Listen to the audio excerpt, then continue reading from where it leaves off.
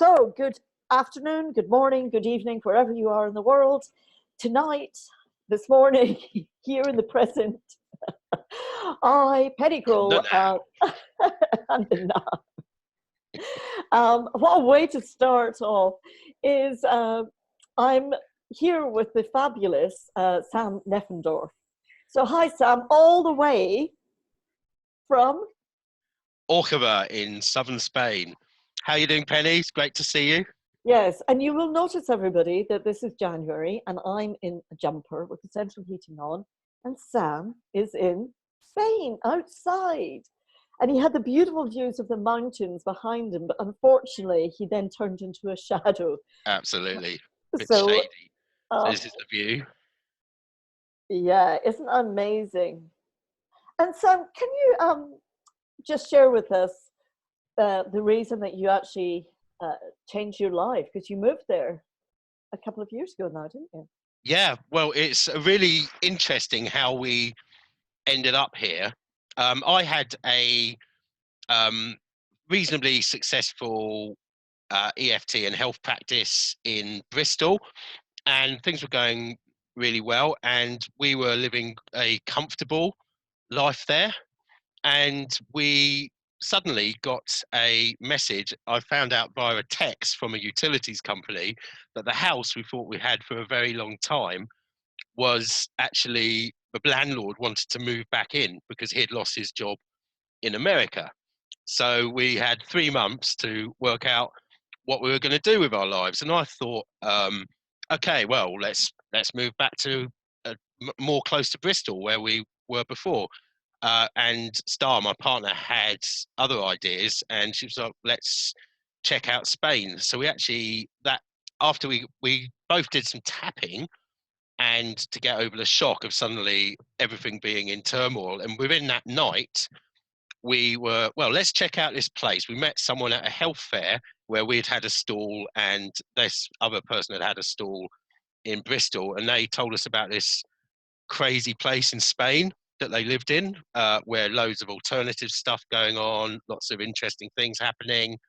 And so we thought, well, why don't we just go check that place out and see what it's like? And we pretty much were intent. That was where we were going at that stage. And then we, yeah, we actually moved out. Well, we came and had a look, and we thought, yeah, it's pretty good. There was quite a nice school for our son. And so we thought we'd give it a go. But when we got here and actually worked out what it was really like here, we realized, wow, this place is just absolutely in line with what we want. There's loads of fun things to do. It's really social. There's a lot of different holistic stuff going on, and a lot of party sort of stuff as well. So it's a brilliant mix of a life with lots of fun, lots of adventure, a lot of freedom. It's quite wild here. Um, and yeah, we were very, very happy with it. Now, the bit that was particularly funny about it, and especially if anyone knows human design at all, is that actually about a year and a half after we got here, my wife found a list, scribbled down list that she had put in, she'd written of intentions, and it was included in it. And this was from about a year before this all happened, with us suddenly having to think about what we're doing with our lives. It was move to a hot country, find a beautiful education for our son, um, be involved more with a community. And there was a few other things on it as well. And one of them was have a baby at the right time. And when she found the list, she was pregnant. And so she's a projector. And Ah, so, and I'm a manifesting generator. And so it's like, she is like the creator of ideas and direction for me to, and invite me to create it. And then, although it seemed like I was doing it all, it had all come from her. It was like we were living her conjuration, basically. So yeah, it was how amazing amazing. how it happened. Yeah. I love that story. In fact, I love all your whole story, Sam, um, because I want to share with people as well. because you've just said it's all about holistic and holistic for you. And I know Yeah, you look at all the dimensions of the body, the mind, the spirit, the soul, nutrition, environment, and you've created all of this for yourself. yeah. Um, what's the one thing that a lot of people don't know about you? Right. Okay. So I think the way that I got into this work was well, I'm not sure it's the one thing. There's probably a few things that people don't know about me. We'll keep some of that. But it was. Well, I won't tell anybody you were a financial advisor then. Oh yeah, there's that too. Yeah. Well, that was the second. There's two parts of why I got into this work, which were both related at the same time. The first one was that I was told by a GP, um, and it's not that he was uncompassionate about it. He was very considerate, but having had some tests, that I was not able to naturally have children, it would appear, and there was nothing that the medical world could do about it um, other than very invasive process called ICSI, which is like IVF but even more invasive for the woman. So we were prepared to go down that route, but it wasn't. It was obviously a massive shock for me, and yeah, something that just didn't. It wasn't even on the radar that this might be something that was going to happen. And so at that stage, I was pretty unhappy in my career at that time, which was my own financial planning practice that I'd created a prison for myself work-wise. Most of the rest of my life was pretty good, but I was obsessive thinking about the job and the Yeah, stress of it and over medicating myself, etc., to yeah, try and deal with the pain of, of my daily existence. And then but I started looking into the holistic world at this stage. And originally it was I met a great acupuncturist and Chinese herbal doctor, and he actually did a 3-month program with me. And at the end of that, at the end of that 1 month afterwards, Star became pregnant. So it was, although it looked from when I got the results done again that the specific problem hadn't disappeared, everything else had been boosted to a point that that problem wasn't a problem anymore. okay. And that's what the medical doctors actually said. They said that you're no longer classed as subfertile. So that was really cool. I actually had some empirical evidence that this Yeah, had happened. yeah, And then, and that set me down this path. And I was like, I then got made redundant from my job. Oh no, that had actually come before, and I'd already thought about becoming an acupuncturist. So it's all a bit scrambled now. But I, that's our timelines, though, isn't it? yeah, It becomes exactly, scrambled because flies you've around. now created such a great life for yourself Yeah, that it just becomes a story. yeah, it's just stories. And around this time, I found out about EFT when I was really considering becoming an acupuncturist. When I was at a seminar for people who were looking to challenge like banks and government agencies, and challenging laws basically, and or things that weren't actually laws that were oppressing people. And at this, there were people who were using tapping to go into court cases and be very calm. Yeah, And so I thought, well, that's really interesting. So I got into that. I went and did an EFT level 1 with Phoenix EFT, and and I realised that actually it was just as effective as acupuncture for actually working with health conditions, and the route in was a lot quicker. So it yeah, was something that I could quickly get involved with, which also used my skills of as a financial planner. I was already coaching people a fair bit, yeah. and so I used it to escape from that world of Yeah. financial advice. And, And um, wow, that was great. yeah, and now you're a trainer yourself, which is amazing, Yeah, and an so excellent trainer thank to you. me admit as one of my peers. And what I love, I'm just listening to you, Sam, and you said a couple of things that really resonate with me, and that's building a prison. And well, for me, I know that I was so hell-bent in my life on making a lot of money, which I did, and I did it very well, but I made myself so ill around in my late 30s. I had a nervous breakdown, and this is what you specialize now is in. And I know that I was talking mid-30s, but they called it that midlife crisis. Yeah. I was mid-30s, and now I'm seeing people younger and younger. But at that stage of my life, I realized that I was not happy at all. And can you just expand on what you now specialize in? Yeah, and that's interesting what you said, because there seems to be this thing among the 20-somethings, why wait till midlife for your crisis? Get it in early, or have your first one early. So, yeah, I really like to work with people who have found themselves at a point where they've lived some of their life, they've done the things that they thought they wanted, they've got a career, they might have a family, whatever. The templated life has happened for them. The goals that they thought were theirs, which actually were society's goals and the goals that they've been conditioned with, and still realizing that they're feeling some form of emptiness inside, or not feeling that they're actually living as them. And that's really important. They're not feeling that they're not in line with themselves. They're out of alignment with themselves in some way. So this often does come up as health conditions. People start getting more worried about their health and noticing that they're not as resilient as they were when they were younger. So it can be physical health conditions.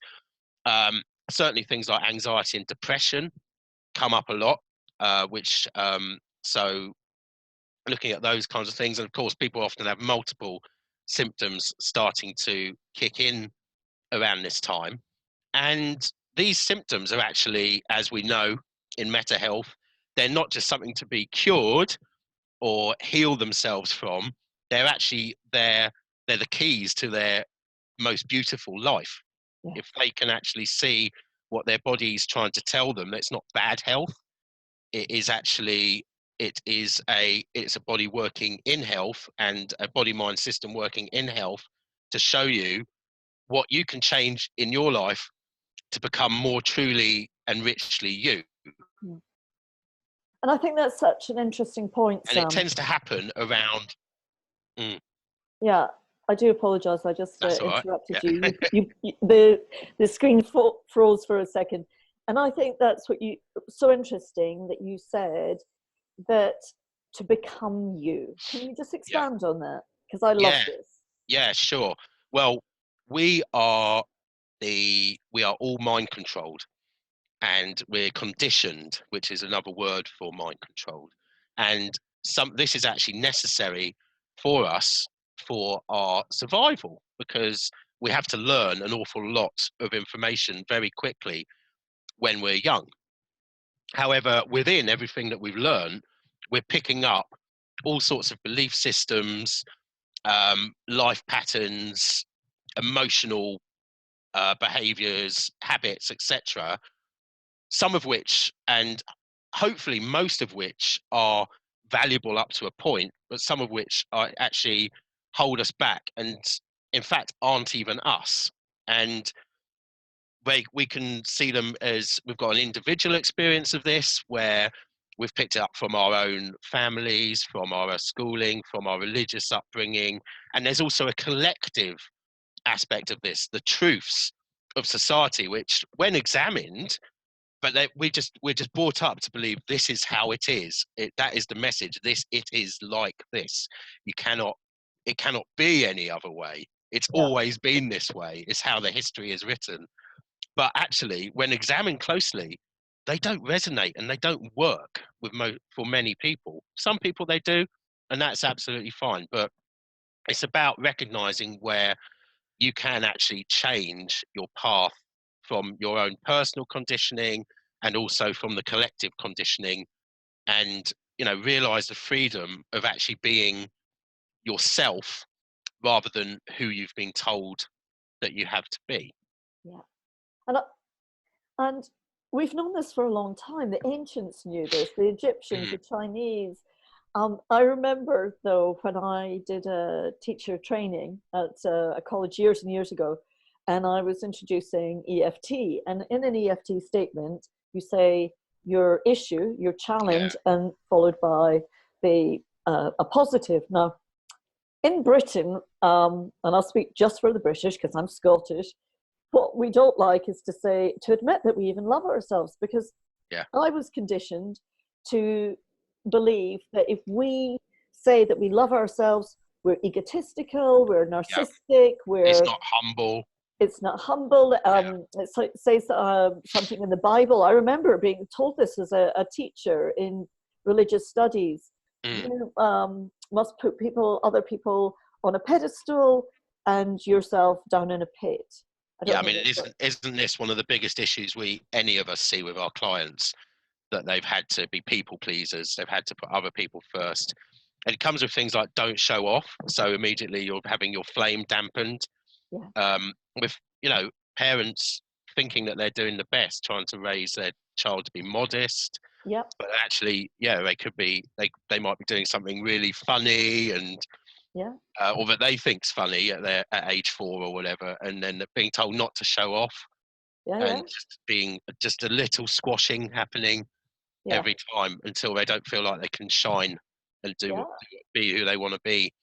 And so you have statements of in Down Under, the tall poppy syndrome. If somebody's doing slightly better, take them down. Yes. You're too big for your shoes.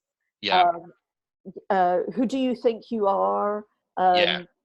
All of these statements. One that I grew up with, because I always just wanted Coca-Cola. Right. Okay. I wasn't asking for a pony. No. Money doesn't grow on trees, because Coca-Cola is really expensive. I'm not advocating that everybody goes out and buys Coca-Cola, by the way. Well, unless they want to clean their toilet or something like that. And all of these little sayings I grew up with on the embroidered above my bed. Saturday's child works hard for a living. And I became so domesticated that I had to work hard for a living. Because that's what I was taught. And that's what I truly believed. And it became part of me.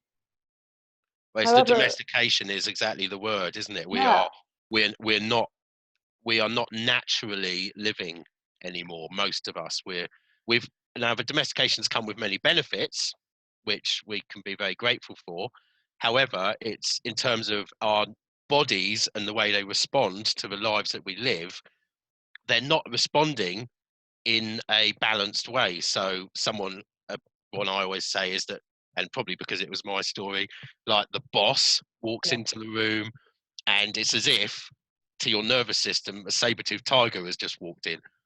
So you respond like you're going to die, but in fact they might just say some form of quip, which is like cuts you straight to the bone in that moment, whereas other people doesn't affect them the same way. So we're very out of whack with our survival mechanisms are perhaps way too intense for the world of largely safety that most of us live in. I'm not saying that terrible things don't happen or that there are, there's still cause for danger and things like that for people, but our life, we are wired up now.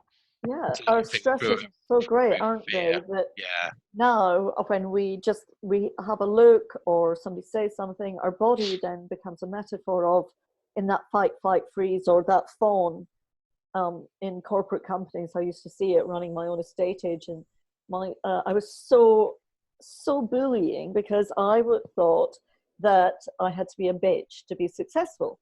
Because there wasn't very many successful women that were earning more money, and I've always earned more money than my partners, and that was, she must be a bitch. So I rose to that beautifully.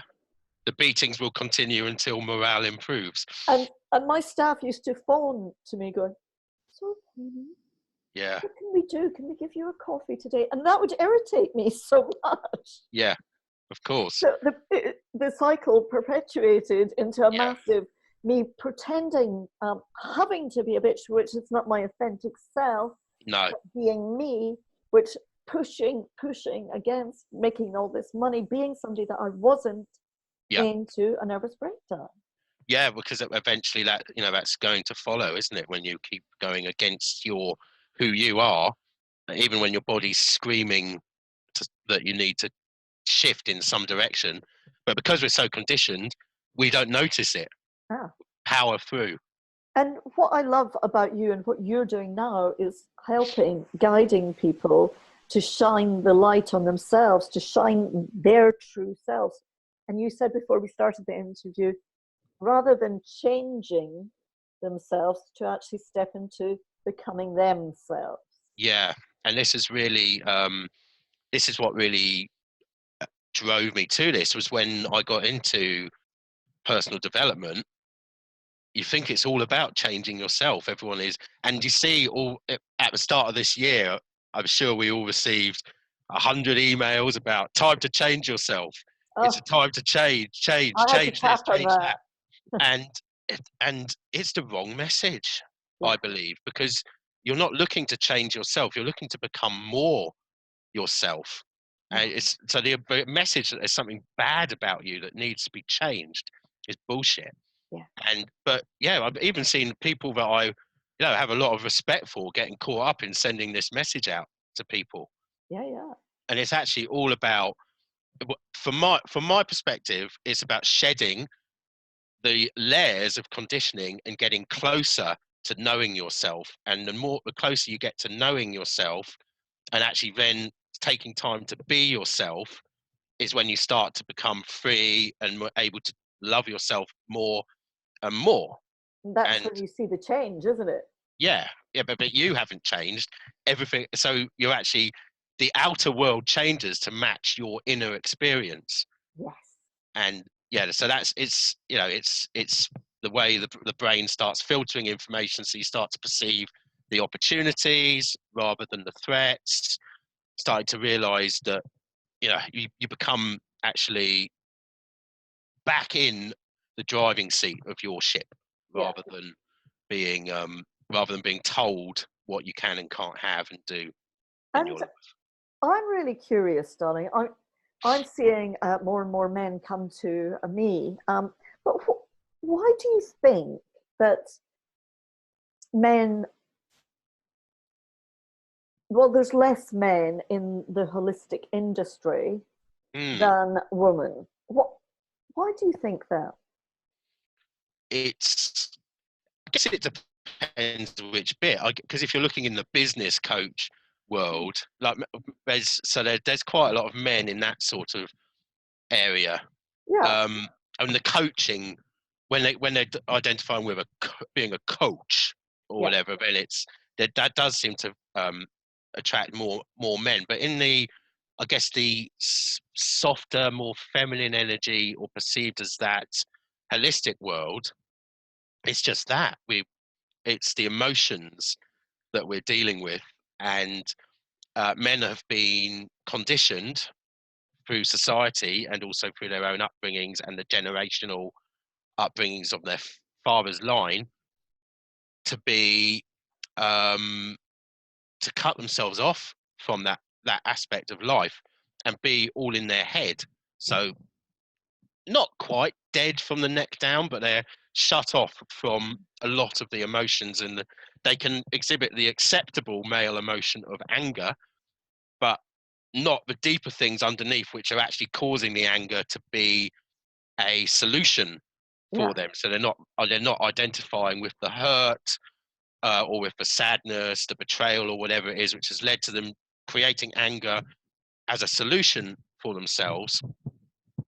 Or they've just been very logical and been taught, Mm. and not just taught, not just told, but actually observed through what they've seen their dads doing, through what they've seen at school, especially if they went to an all boys school where these sorts of behaviours are further encouraged. Yeah, yeah. Yeah, sort of like logic trumps emotion, for example. And it's so interesting. I one of my uh, heroines of life is Brené Brown, Mm, and she's done a lot of research. She's an amazing researcher, and she now goes into corporate companies and army bases to yeah. teach and to guide them in better leadership. And I loved. I was just rehearing. I have her on Audible as well as a paper book, and she said when she went into one of the an army base, please forgive me, I can't remember where. She actually asked people what they thought the meaning of vulnerability meant, and she asked Mm, this all the time, and they all said weakness, um, you know, lack of strength yeah. as a negative, Yeah. and yet when she then Open to asked, be shot. yeah, Yeah. surrendering. Oh, Mm, surrendering means you have to put the white flag up. And I talk yeah. about this dealing with serious disease, that Mm, surrendering does not mean to put the white flag up. It means to step into your own self, your own true power, and to trust that your body and the universe will work in conjunction. And I'm not it's saying, opening to possibility, isn't it? yeah, and I'm So not saying that everybody just stops doing anything and doesn't do yeah. anything differently. That's not what I'm saying. It's you need to do the work. I like. In Can I talk about that a bit Yeah, in a minute? When yeah. Well, but what she does say is uh, that when she asked about, have you seen men go into battle and be courageous without being vulnerable? yeah. 50% of men put their hand up and say they've never ever seen that. And to step into that vulnerability is, I think, key for not just men, women as well, but us as a society to go forward and to open up, Absolutely. um, to evolve. Because for me, and I don't know about your belief, Sam, for me, this is all about we're on earth merely to adapt and evolve. Yeah. Adapt, evolve, take our learnings, and enjoy life. What is the point of being a human being? I'm not, depending on what your belief system is, if you come back or not. That's not what I'm interested in. In the moment, Mm, I'm interested in if we have a body to be a human being, we need to enjoy our life. absolutely. Yeah. And And whether enjoying that's that is to fun or become. Yeah, yeah, or whatever it is, and I think that's. I mean, yeah. I've that's always driven me, and it's almost fun first, then right. How are we going to fill it up later? yeah. Like It's, so. it's fun high in your value system. Yeah. Freedom, love, fun. Those are my top three. Yeah. And freedom and sometimes freedom and love switch around. But yeah, fun is always there in the And top you're three always as fun, well. even in your training and your coaching and your um, practitioner. You always bring that element to fun. Well, I think there's so much heaviness, isn't there, that if you fun is a very good way of actually releasing some of that.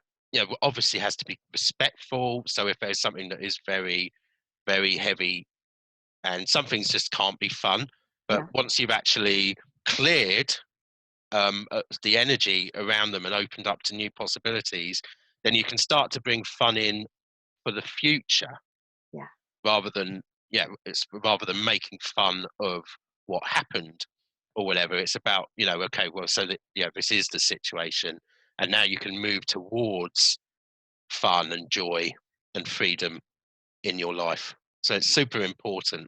yeah. And you were going to talk about the surrendering. Yes. So we often talk about male and female energy, don't we? Oh, And you have um, male energy, which is the more active energy, and the female energy, which is more inner world. And you can call them, you can equate them with electromagnetism. So you have the charge, which is the male energy, and you have the magnetism of the female energy. So they would equate to positive and negative. And most people hear the words positive and negative and think, oh, negative means bad. That means you must be saying female is bad, but that's not it at all. It means that it's just in terms of electromagnetic charge, you have two energies and the whole universe operates on this basis. And they're both very powerful manifesting actions. You can manifest through charge, which is about really taking action and moving forwards. And you can manifest through surrender, which is about becoming accepting and being able to be open to possibilities rather than being focused and driven towards specific outcomes. That can actually open you up to greater outcomes than ever being focused and expecting one thing can do. And combining the two is incredibly powerful. So being able to step into that feminine surrendering energy, which we've all got the ability to do, and then really become open to the possibilities, and then from there take the actions which fit in with that, that's when the magic happens. So it's about being that whole person rather than seeing it as a separation. Yeah. And I think this whole myth about that people are told that you have to be one or the other, there is nothing wrong. And now with I truly believe our consciousness is rising. And I love the way that corporate companies are evolving and adapting, inviting people to work from home, inviting people to actually communicate. Departments are starting to communicate. I know that sounds ridiculous. I just have to share with you an example. So I went to the opticians yesterday because I want to know what's going on in my eye, so that you can do a mental health analysis on my eyesight, because these are reading glasses. The reason I'm wearing them today is they put drops in your eyes to dilate the pupils. Yes. So on the phone, I said, could you just tell me what the drops are? And I said, are you an optician? She said, yes, I'm one of the opticians. And I said, so what are the drops? And she went, oh, I have no idea. And I went, well, you're about to put some drops that are actually going to cause me physical change in my body, and you don't know what they are. But no, nobody's ever asked me that before. Yeah, these are the drops. Yeah. And I went, but is it acid? Is it, is it cocaine? Yeah. What is it? Are you? And she went, I have no idea. She went, I could find out, but everybody's busy. And I went, no, it's okay. I'll come along. So I Googled it myself to find out what they were putting in, and did a little bit of tapping. And then I came in and I saw 3 different people because they were trying to sell me something. And they kept on saying to me, oh, you've told us you've got floaters. This is because the jelly in the back of your eye has detached. And I went, oh, so for what reason? And they kept on saying old age. But 3 people didn't communicate to each other. So I had to answer the same questions. And I said to one of them, why don't you just communicate? And she went, oh, we've never thought of that.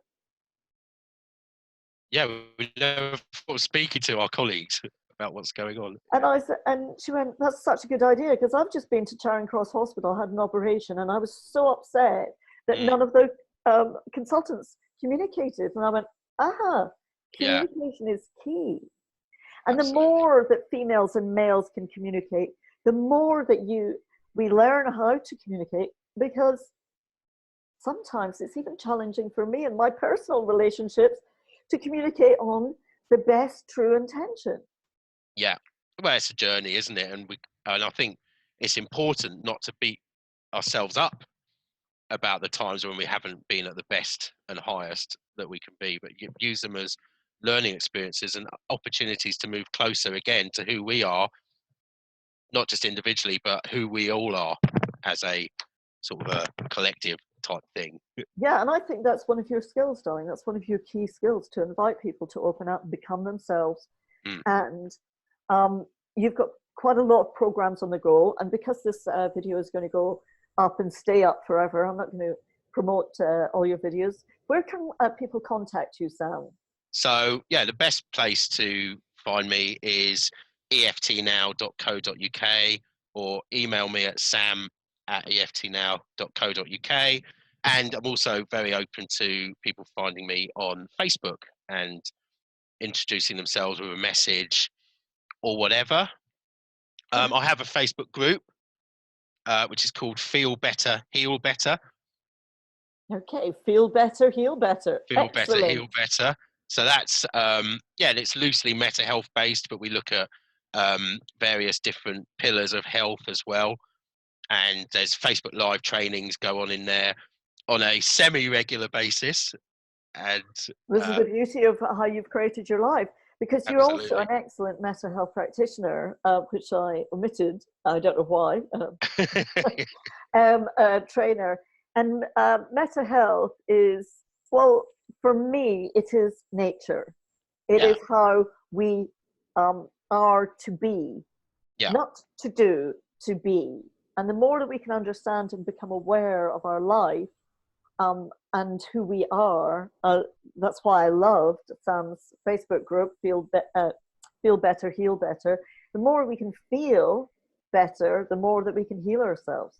yeah. And that is just so key, darling. And I think we talked about it a bit before, but healing isn't about just getting rid of your symptoms. It's the life transformation that follows, which is that outer world then starting to match more in line of who you are. So Great.